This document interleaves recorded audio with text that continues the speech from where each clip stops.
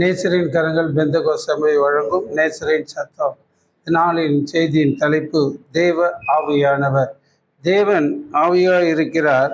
அவரை ஆவியோடும் உண்மையோடும் தொழுது கொள்ள வேண்டும். தெய்வத்தை அறிந்த பிறகுதான் இந்த காரியங்கள் புரியும். தேவன் ஆவியாய் இருக்கிறவரை நாம் தொழுது கொள்வதற்கு நம்மிடத்தில் உண்மை அவசியம். அவருடைய வார்த்தையின்படி நடந்து, அவர் வார்த்தையை கேட்டு, அந்த வார்த்தைக்கு செவி கொடுத்து அதன்படி நடக்கும்போது நம்மிடத்தில் அந்த உண்மை வருகிறது. ஆக உண்மை வந்த பிறகு தேவன் நம்மை அபிஷேகத்தினால், கிருபையினாலும் சத்தியத்தினாலும் நிறைந்தவராய் நம்மை நிரப்பி நமக்குள் வாசம் பண்ணி நம்மை அவருடைய ஆலயமாய் பயன்படுத்துகிறார். அன்று ஆதியிலே தேவன் பூமியை சிருஷ்டித்த போது தேவ ஆவியானவர் ஜலத்தின் மேலே அசைவாடினார் என்று பார்க்கிறோம். இன்று நம்மோடு அசைவாடுகிறாரா? நமக்குள் வாசம் பண்ணுகிறாரா? நம்மை கொண்டு தேவ சித்தத்தை தேவ ஆவியார் நிறைவேற்றுகிறாரா என்பதை தியானித்து பார்க்க வேண்டும். சிருஷ்டிப்பில் திருத்துவம் மகிமைப்படுகிறது. பிதா, வார்த்தை, ஆவி, இந்த மூன்றும் ஒன்றாய் இருக்கிறது. இது வேறு பிரித்தும் செயல்படும், தனித்தும் செயல்படும். தேவன் ஆவியார்ந்து இருக்கும் பொழுதும், வார்த்தையாய் செயல்படும் பொழுதும் உலகத்தை சிருஷ்டித்தார். சிருஷ்டித்து கர்த்தர் மனுஷனுடைய பாவங்கள் பெருகி தேவ சன்னிதானத்தை கட்டியதுனால இந்த பூமியை மறுபடியுமாக அதன் பண்ணி அதன் பிறகு வந்த ஜெனரேஷன் தான் நோவாக்கு பிறகு பார்க்கிறோம். இந்த சிருஷ்டிப்பில் திருத்துவம் என்பது நம்மை நமக்குள் இருக்கிற ஆவி, ஆத்மா, சரீரத்தை போல தெய்வீகம் திருத்துவமாக, வார்த்தையாக, தேவனாக, ஆவியார். இந்த வார்த்தையானவர் தான் ஆதியிலே வார்த்தையாய் இருந்தவர் மாம்சமாய் வந்தார். மாம்சமாய் வந்தவர் நமக்காக பாடுகளை பட்டார். நாம் படுகிற வேதனைகளை அவர் கண்டார், அதை ருசித்தார், ரத்தம் சிந்தினார், மரித்தார், அடக்கம் பண்ணப்பட்டு 3ஆம் நாளிலே உயிரோடு இருந்தார். இவரை குறித்து ஒரு பரிசுத்தவான் சாட்சி சொல்லுகிற ஒரு ராஜா சொல்லுகிற ராஜாகம் புத்தகம் 41:38 பார்த்தீங்கன்னா, பார்வோன் தன் ஊழியக்காரனை நோக்கி, தேவ ஆவியை பெற்ற இந்த மனுஷனை போல வேறு ஒருவரும் இல்லை. இந்த அபிஷேகத்தை பெற்றவர்கள் என்றால் சாட்சி இருக்க வேண்டும். ஒரு ராஜா சொல்லுகிறார், தேவ ஆவியை பெற்ற இவரை போல ஒருவரும் இல்லை. நமக்கு அந்த சாட்சி இருக்கிறதா? நோவா வாழ்ந்த காலத்திலே தான் வாழ்ந்தவர்களுக்குள் நீதிமான உத்தமனா இருந்தனால்தான் தேவன் அவரை தொண்டுக்கு தெரிந்து கொண்டு அவர் குடும்பத்தை பிழையின் மூலமாக பாதுகாத்தார் என்று பார்க்கிறோம். யாக்கோப்புக்கும் ராகேலுக்கும் பிறந்த மகன் யோசேப். 11வது பிறந்தார். தன் சகோதரர்களால் பகைப்பட்டு எகிப்துக்கு அடிமைத்தனத்துக்கு போகிறார். அங்கே அவர் உண்மையுமாய் உத்தவமாய் வாழுகிறார்.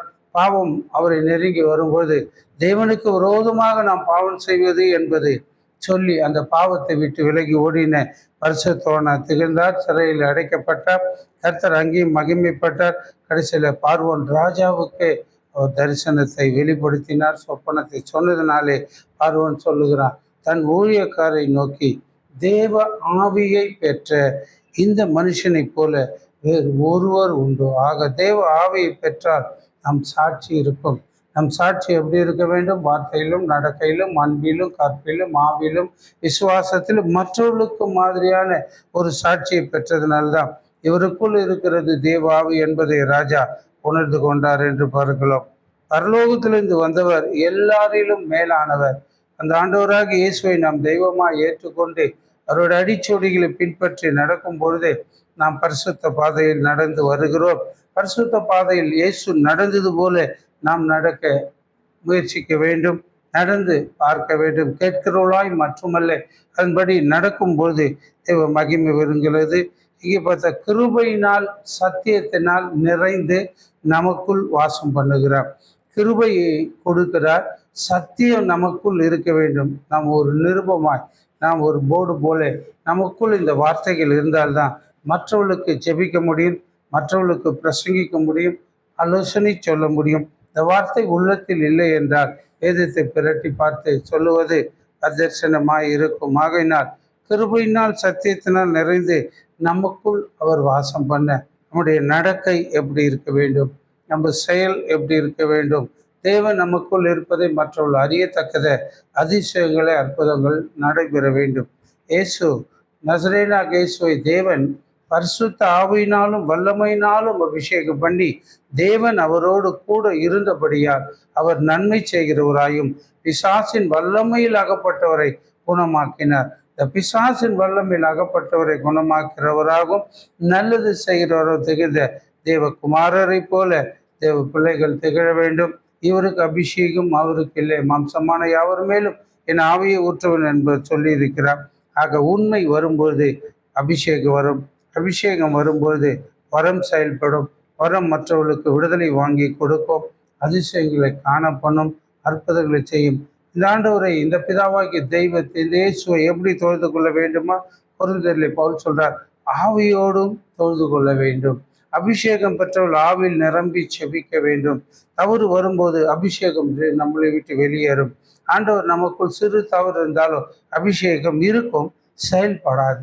ஆக ஆவியோடு அவரை தொழுது கொண்டு அதன் மூலமாக நாம் ஜெபிக்கும் போது இருளின் கிரியைகளை, அந்தகார வல்லமைகளை வெளியகற்ற வேண்டும். மாம்சமான யாவருக்கு கொடுக்கப்பட்ட இந்த அபிஷேகம் பிசாசின் கிரியில் இருக்கிறவர்களை விடுதலையாக்கும். அடிமை மூலமாக 36 ஆண்டு காலம் கத்தந்த காரியங்களை செய்து வருகிறார். நான் அல்ல, எனக்குள் இருக்கிற பரிசுத்த ஆவியானவர் பவுலை விசேஷித்த அற்புதத்தினால் நிரப்பினார். எப்படி? அவர் கையிலே விசேஷித்த அற்புதம் நடந்தது. யார் நடத்தினார்? தேவன் நடத்தினார். இந்த மனுஷனால் எல்லாம் நடந்துவிடும் என்பது ஸ்லாக்கியம் அல்ல, முடியாது. காரணம், ஆவிக்குரியதை ஆவிக்குரியதோடு சம்மந்தப்படுத்த வேண்டும். ஆவியாய் வருகிறவனை பாவியாய் இருக்கிறவர் வெளிப்படுத்த முடியாது. சவுலாய் இருந்தவர் சவுலாய் இருக்கும்போது கர்த்தர் அவரை பயன்படுத்தவில்லை. அவர் பவுலாய் மாறி கர்த்தருடைய வார்த்தை கீழ்ப்படிந்து ஞானஸ்தானம் எடுத்து ஜெபம் பண்ணி திருவிருந்து எடுத்து சபையில் சென்று ஊழியர்களோடு கீழ்ப்படிந்து 14 ஆண்டு காலம் இந்த உபதேசத்தை கேட்ட பிறகு கர்த்தர் அவரை வல்லமையாய் பயன்படுத்தினார் என்று பார்க்கிறோம். ஆக ஆவியோடு தொழுது கொள்கிறது என்பது மிக கடினமானது அல்ல, லேசானது. என்ன? தவறு உள்ளே வரும்போது, பாவத்தை நாம் நோக்கும்போது, பாவம் செயல்படும் போது, மற்றவர்களுக்கு முன்பாக அல்ல, தனிமையிலும் அந்த ரங்கத்திலும் நாம் செய்ததை கர்த்தர் தேவன் அறிகிறவராய் இருக்கிறார். ஆக தேவனுடைய ஆவியினாலே அன்றி ஒருவனும் தேவனுக்குரியவர்களே அறியான். இன்னைக்கு தேவ ஆவியை பெற்று அந்நிய பாஷை பெற்றுட்டா தேவன் வந்து விட்டார். வந்தவரை நமக்குள்ளே தங்கி தாபரிக்க நாம் நடக்க வேண்டும். மோசே எப்படி நடந்தார்? வனாந்தரத்தில் இருக்கும்போதும் பரிசுத்தமாய் இருந்தார். ஆடுகளை மேய்த்து கானானுக்குள் கொண்டு போகும் வரை அவர் எப்படி இருந்தார்? என் வீட்டில் எங்கும் உண்மை இருந்தது. அவரிடத்தில் இந்த உண்மை 6 லட்சம் புருஷர் என்று பார்க்கிறோம். மற்ற லட்சோப மக்களை அவர் நடத்துவதற்கும் சாந்த குணம் வந்தது. எப்படி வந்தது? தேவனுடைய ஆவியினாலே. தேவனுடைய ஆவியினால் அன்றி தேவனுக்குரியவைகளை ஒருவரும் அறிய முடியாது. உலகத்துக்குரிய காரியங்களை அறிவதற்கு படிக்கிறோம், மற்ற காரியங்களை செயல்படுகிறோம். தேவனுக்குரியவர்களை தேவ வார்த்தையை படிக்க வேண்டும். 31,104 வசனங்களையும் தெரிய வேண்டும். அதில் பார்த்தீங்கன்னா 66 புத்தகம் இருக்கிறது. 39 பழைய ஏற்பாடு, புதிய ஏற்பாடு 27. ஆக இவை கொஞ்சமாவது தெரிந்திருந்தால்தான் எங்கே என்ன வார்த்தை. இந்த வார்த்தை சாதாரண மனுஷனால் ஏற்றப்பட்டதல்ல, தேவ ஆவியினால் அருளப்பட்டு தேவ பரிசுத்தவான்கள் எழுது. ஆக தேவனுக்குரியவைகளை தேவனுடைய ஆவியினால் என்று அறியவே முடியாது. ஆக தேவனுக்குரிய அறிந்து கொள்ள நான் நடக்க வேண்டிய விதம்தான் உண்மையும் பரிசுத்தமாக இருக்கிறது. பரலோகத்தில் சாட்சி கொடுக்கிற திருத்துவம் 3 காணப்படுகிறது: பிதாவாக, வார்த்தையாக, ஆவியாக. இந்த பிதாவானவர் எதிலே மகிமைப்பட்டார்? மாம்சத்திலே தேவன் மகிமைப்பட்டு இயேசு வல்லமையாய் பயன்படுத்தினார். இயேசு அவரோடு இருந்தார், அவரும் இயேசுவோடு இருந்தார். தேவன் அவரோடு இருந்தபடியினாலே அவர் நன்மையும் செய்தார். பிசாசின் வல்லமையில் அகப்பட்டு விடுதலையாக்கி அவர் செய்த அற்புதங்கள் இந்த நாளிலும் நாம் செயல்பட வேண்டும். ஆக தேவ ஆவியின் ஒத்தாசையோடு என்று பார்க்கிறோம். மனுஷ ஆவியினாலே மனுஷனுக்குரியவைகளை அறியலாம், தேவ ஆவியினாலே தெய்வத்துக்குரியதை அறியலாம். தெய்வத்துக்குரியதை அறிந்தால்தான் மனுஷன் சொல்லப்படுகிற காரியம் உண்மையா பொய்யா என்பதை அறிய வேண்டும். ஒரு முறை அவர் ஜெபிக்க என்னை அழைத்தார்கள். அங்கே சென்றிருந்த அந்த ஒரு தாய்க்கு 2 கையும் இப்படி ஆடிக்கொண்டு இருக்கிறது. என்ன செய்ய? ஜெபம் பண்ணலாமா? இல்லை, ஆண்டவருடைய ஆலோசனை பரிசுத்த ஆவியானவரை அழைத்து, அப்பா என்ன என்று சொல்லும்போது இந்த ரகசியத்தை வெளிப்படுத்தினா, அதை சொன்னேன். சொல்லி அந்த காரியங்களை செயல்படுத்தினா அது சுகம் பெற்றது.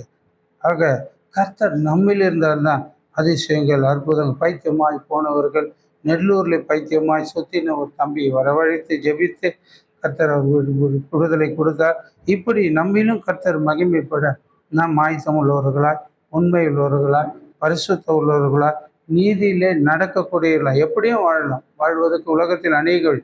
ஆனால் பரிசுத்த ஆவிக்குள் வர வேண்டும் என்றால் ஒரே வழி, இயேசுவே வழியாக்கிறேன். நானே வழியும் சத்தியமும் ஜீவனுமாக இருக்கிறேன். அந்த வழியிலும் அந்த சத்தியத்தில் அந்த ஜீவ பாதையில் நடந்தார் ஆவியானவர் நம்மில் இருப்பார். நம்மிலிருந்து அவர் தெய்வத்தை மகிமைப்படுத்தி உயர்த்துவார். மனுஷனில் ஒரு ஆவி ஒன்று, சர்வ வல்லவருடைய சுவாசம் நமக்கு அருளப்பட்டுகிறது. ஆக இந்த சர்வ வல்லவருடைய சுவாசம், இந்த ஆவி நம்மிலே செயல்பட வேண்டும். இந்த ஆவிக்குரியதை மனுஷர்கள் அறிய முடியாது. அநேகருக்கு போட்டிகள் இருக்கு, ஏன் இருக்கு. கர்த்தர் கிரியை செய்ய வேண்டும். எப்படி பரலோகத்தில் கட்டப்பட்டது கட்ட அவிழ்க்க வேண்டும் என்றால் நீ பரலோகத்துக்குரிய பிரதிநிதியாய், பிள்ளையாய், ஊழியராய் நீர் இருந்து வாழ்ந்தால்தான் அற்புதம் நடக்கும். வம்சமாக கர்த்தர் செயல்படுத்துகிறவர் அல்ல. ஆவியினால் சில விசுவாசிகள் நிமித்தம், சிலர் ஊழியர் நிமித்தம், இவர் சித்தத்தின்படி இவைகளெல்லாம் நடைபெறுகிறது. ஆவி இல்லாத சரீரம் செத்தது என்று யாக்கோபு சொல்றார். இந்த ஆவி நம்முடைய ஆவியில் தேவ ஆவியில் இருந்தால் தான் அது செயல்பாடுகளை வெளிப்படுத்தும். அந்த தேவ ஆவி நம்மிலே செயல்படவில்லை என்றால் நம் எவ்வளோ வார்த்தைகளை சொன்னாலும், எவ்வளோ வசனங்களை சொன்னாலும், அந்த ஆவியானவர் அதை கிரியை செய்யும்போது தான் அதிலே அற்புதங்கள் விளங்கும், விடுதலை ஆவார்கள், ஜனங்களுக்கு நன்மை பகரும். இங்கே அப்போஸ்தலர் நடவடிக்கைகள் 17-16 பார்த்தா ஆவியிலே வைராக்கியம் கொண்டு ஜபிக்க வேண்டும். சத்ராக் மேஷக் ஆபேத்நேகோ பாருங்க, அக்கினியிலே போட்டாலும் அவர்கள் என்ன சொன்னார்கள்? நாங்கள் ஆராதிக்கிற எங்கள் தேவன் எங்களை விடுவிக்க வல்ல. அப்படியே விடுவிக்காமல் போனாலும் நீ நிறுத்தின இந்த பொற்சிலை நான் வழிபட மாட்டேன் என்று வைராக்கியத்தில் இருந்தார்கள். அக்கினியிலே போடும்போது 4வது நபராக தேவன் வந்து அவர்களை விடுவித்தார் என்பதை வேதம் திட்டமாக தெளிவாக சொல்லுகிறது. உலகத்தை அரசாண்ட நேபுகாத்நேச்சர் காலத்திலே இந்த பாபிலோன் தேசத்தின் சாம்ராஜ்யத்தின் சக்கரவர்த்தி உலகத்தை ஆளும்போது நடந்த இந்த சம்பவம் வேதத்திலே டேனியல் புத்தகத்தில் எழுதப்பட்டிருக்கிறது. மனுஷாவி கர்த்தர் தந்த தீபம். இந்த தீபம் அணைந்துட்டா இதை எதையும் ஒன்றும் யாராலும் செய்ய முடியாது. அப்படியே தேவன் மனதுருகி அந்த ஆவியை திருப்பி கொடுத்தால் மனுஷனாய், மனுஷியாய் இந்த பூமியிலே வாழ முடியும். மனுஷ ஆவி தேவன் தந்த தீபம், அது உள்ளத்தில் உள்ளவைகளை ஆராய்ந்து பார்க்கிறது. ஒரு குடும்பத்துக்காக ஜெபிக்க அழைத்தார்கள். அழைப்பிக்காக இணங்கி சென்றேன். அங்கே போன ஊழியர்களெல்லாம் தாறுமாறாக பேசுகிறார். ஆண்டவரே, இப்படி பேசிக்கொண்டு அவதூறாய் பரிசுத்தவான்களை சொல்லுகிறாரே, அவர்களை நீங்கள் பார்த்துக்கொள், இவர் யார் என்று சொல்லி ஒரு வார்த்தையை சொல்லுங்க என்று சொன்னபொழுது அந்த குடும்ப ரகசியத்தை வெளிப்படுத்தின கர்த்தர் அவர் மிரண்டு போய் மரியாதையோடு மதிப்போடு ஜெபித்து கடந்து வர கர்த்தர் கிருபை கொடுத்தார். அப்போ மனுஷனோட ஆவி அவர் தந்த தீபம். மனுஷனுக்குள் இருப்பதை அறிவதற்கு தேவ ஆவி ஒத்தாசை தேவைப்படும். அங்கே ஜெபிப்பது, கண்ணை மூடுவது, ஆவியில் ஜெபி அப்படியே ஜெபிக்க வேண்டும். அந்த வேளையிலே அவருடைய வாழ்க்கையில் இருக்கிற காரியங்கள் வெளிப்படுத்தின மாத்திரத்திலே கர்த்தரை மகிமைப்படுத்தினார்கள், சமூகத்துக்கும் வந்தார்கள். அடுத்ததாக ஆவியானது உற்சாகம் உள்ளது, மாம்சமானது பலவீனம். இந்த ஆவியின் உற்சாகத்தில் நாம் இருந்து சரீரம் எப்போதும் பலவீனமாய் காணப்படும், சில நேரம் சுகமாய் இருக்கும். இந்த ஆவியில நிரம்பி அந்நிய பாஷை பேசி அபிஷேகத்தை பெற்று ஆவியானவரை அழைத்து நாம் செயல்படுத்தும் பொழுது அந்த உற்சாகத்தோடு இந்த காரியங்களை கர்த்தர் செயல்படுத்தக்கூடியவராக இருக்கிறார். ஆக தேவன் தாமே நம்ம முற்றிலும் பரிசுத்தமாக்க வேண்டும். உண்மை வந்தபோது பரிசுத்தம் வரும், பரிசுத்தம் வந்தபோது கிரியை நடக்கும். கிரியை நடந்தால் ஜனங்கள் விடுதலை பெறுவார்கள். உங்கள் ஆவி ஆத்மா சரீரம் கர்த்தராகிய இயேசு வரும்போது குற்றமற்றதாக இருக்க வேண்டும். கர்த்தராகிய இயேசு இந்த பூமிக்கு வரும்பொழுது குற்றமற்றதாக நாம் இருந்தால் 2ஆம் மரணத்தில் சேதப்படாமல் நித்தியத்தை நாம் சுகதரிக்க முடியும். நித்திய ராஜ்யம் நமக்கென்று வைக்கப்பட்டுகிறது. நான் போய் ஒரு ஸ்தலத்தை உண்டாக்கி மீண்டுமாய் வந்து உங்களை அழைத்து செல்ல வேண்டும் சொன்ன ஆண்டவருடைய வார்த்தை நம்முடைய வாழ்க்கையிலே நாம் என்றும் மகிமையாய் செயல்படுகிறது. இந்த நாளினுடைய தலைப்பை நாம் பார்த்தோம். தேவன் ஆவியாய் இருக்கிறார். ஆவியோடும் உண்மையோடும் அவரை தொழுது கொள்ளுங்கள். இந்த நிகழ்ச்சியை சாரோன் தரிசன டிவி மூலமாய் பார்த்த ஒவ்வொருவரையும் இதர் ஆசீர்வதிப்பாராக. அவர்கள் தடைகள், பிசாசின் கிரியைகள், கஷ்டங்கள், துன்பங்கள், துயரங்கள் மாறட்டும். ஆண்டவரே, இதில் இந்த டிவியும் நாளுக்கு நாள் பெருகி அநேகருக்கு ஆசீர்வாதமாய் மகிமைப்பட கர்த்தர் கிருபை தர தொடர்ந்து ஒவ்வொருவரையும் ஆசீர்வதியும். உம்முடைய நாமத்தையே இயேசுவின் நாமத்தில் பிதா. ஆமென்.